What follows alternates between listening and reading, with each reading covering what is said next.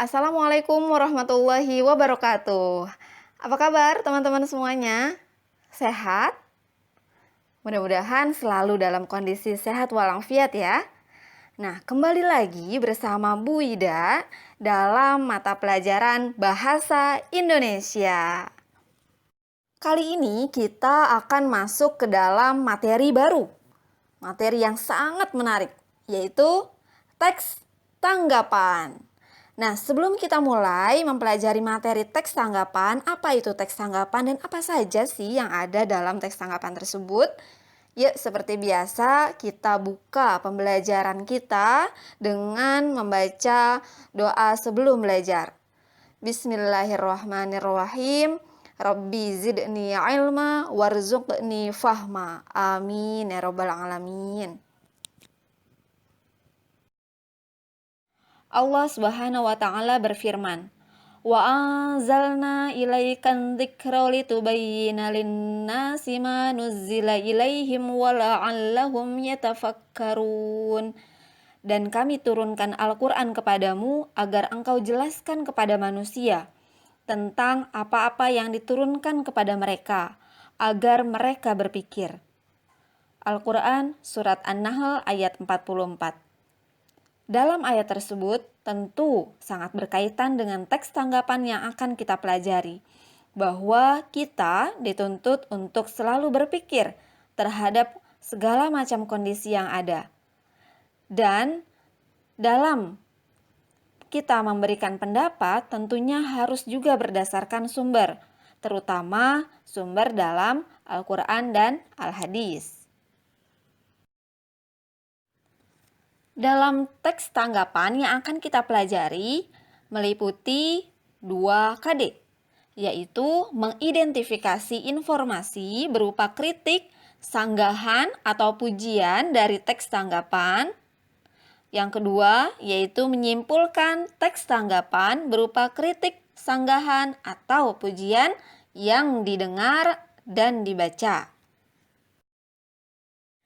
Nah, tujuan dari mempelajari teks tanggapan ini adalah agar teman-teman mampu menandai, mengklasifikasikan, menjelaskan, serta terampil menganalisis dan menyimpulkan isi teks tanggapan berupa kritik, sanggahan, atau pujian dengan penuh kritis dan komunikatif, berlandaskan penuh rasa ingin tahu, disiplin, percaya diri, serta mampu berkomunikasi dengan baik.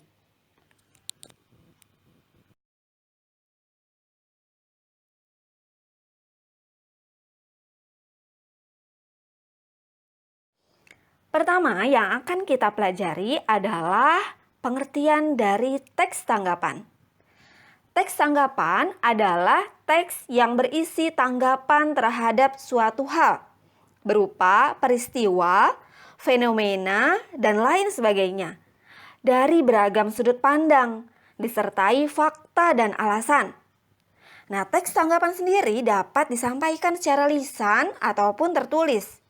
Misalnya, secara lisan dapat disampaikan dalam acara debat atau diskusi, sedangkan secara tertulis dapat disampaikan melalui teks opini. Nah, teks tanggapan kritis terdapat beberapa unsur. Pertama, permasalahan yang dikritisi. Harus ada permasalahannya. Kedua adalah tanggapan berupa kritikan. Dan yang terakhir adalah tanggapan berupa pujian.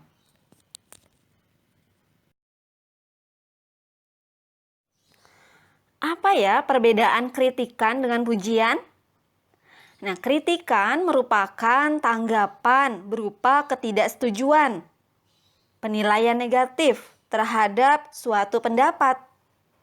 Sedangkan pujian merupakan tanggapan berupa persetujuan atau penilaian positif terhadap suatu pendapat.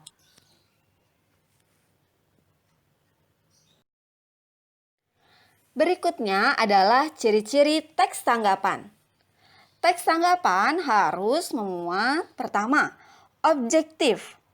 Objektif adalah harus berlandaskan fakta dan data.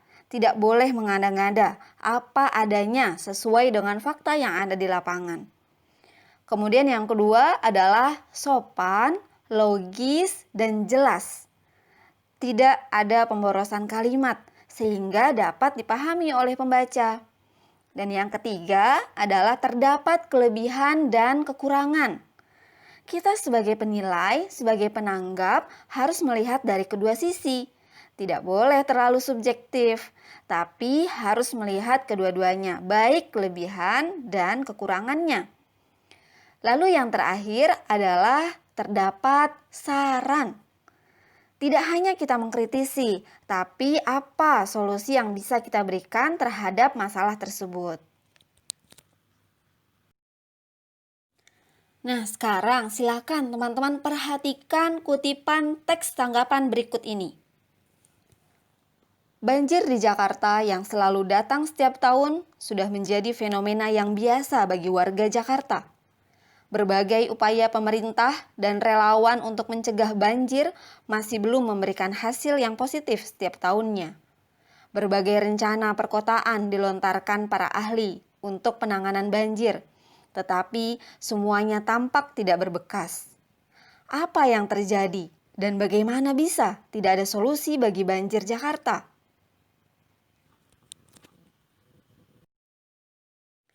Nah, berdasarkan teks yang sudah kita amati tadi, ciri apa yang terdapat pada kutipan teks tersebut?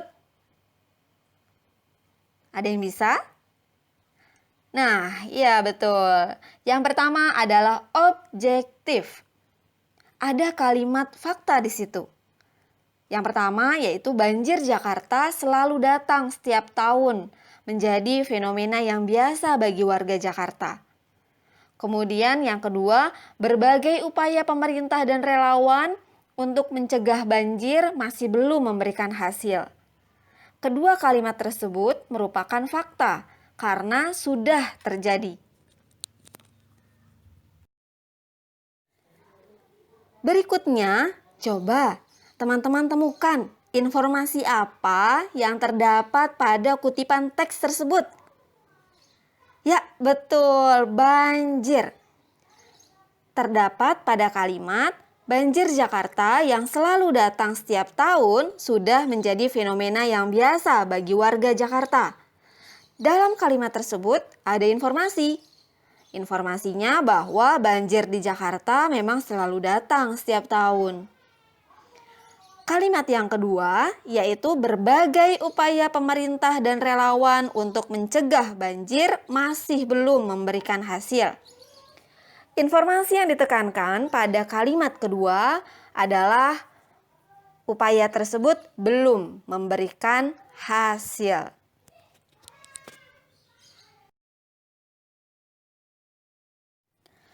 Nah, berikutnya adalah menyimpulkan. Langkah-langkah membuat simpulan teks tanggapan ada 3, yaitu TTS. Wah, kita akan main TTS nih kali ini. Tidak ya, tapi TTS di sini adalah tentukan, temukan, susun. Langkah pertama adalah teman-teman harus menemukan topik dan temanya. Kita harus tahu inti dari teks tersebut apa. Kemudian yang kedua adalah temukan informasi, fakta, pendapat. Sehingga kita bisa tahu pandangan dari penulis terhadap masalah tersebut apa. Kemudian landasannya apa, teorinya apa. Nah, berikutnya kalau sudah menemukan topik, tema, informasi, fakta, pendapat, silakan susun dengan rangkum menggunakan kalimat efektif dan kaidah kebahasaan yang tepat.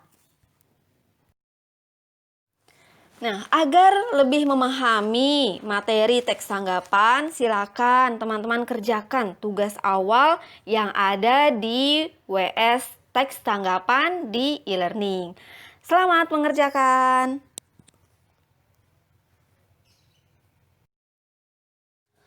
Alhamdulillah kita sudah mempelajari apa itu teks tanggapan. Berikut bagaimana cara menyimpulkannya. Sebelum ditutup, ada quote bagus nih dari Pak Habibie. Jadilah anak muda yang produktif sehingga menjadi pribadi yang profesional dengan tidak melupakan dua hal, yaitu iman dan takwa. Sekian pembelajaran teks tanggapan. Terima kasih teman-teman, mudah-mudahan dapat dipahami. Kita tutup dengan doa akhir majelis. Subhanakallahumma wa bihamdika asyhadu alla ilaha illa anta astaghfiruka wa atubu ilaik. Terima kasih. Wassalamualaikum warahmatullahi wabarakatuh.